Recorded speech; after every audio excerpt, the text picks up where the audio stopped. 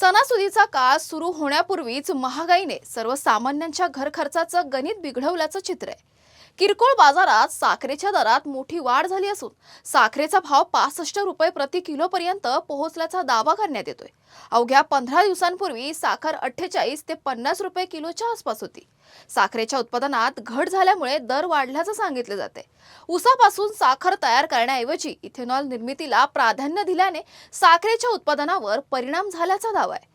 गणेशोत्सव, रक्षाबंधन आणि दिवाळीच्या पार्श्वभूमीवर मिठाईची मागणी वाढणार असल्याने याचा परिणाम मिठाई व्यावसायिकांच्या खर्चावरही होण्याची शक्यता आहे। दरम्यान गव्हाच्या दरातही वाढ झाली असून भारतीय बाजारात गेल्या महिन्यात गव्हाचे दर सुमारे 4% वाढल्याचं सांगण्यात येते। त्याचा परिणाम पीठ आणि ब्रेडच्या किमतींवर होण्याची शक्यता आहे। कांद्याच्या दरातही वाढ झाली असून खरीप कांद्याची आवक उशिरा सुरू झाल्याने कांद्याचा सरासरी किरकोळ दर 37 रुपये 20 रुपये किलो पर्यंत पोहोचल्याचं सांगितले जाते। गेल्या वर्षी याच कालावधीत हा दर सुमारे 26.86 रुपये किलो होता।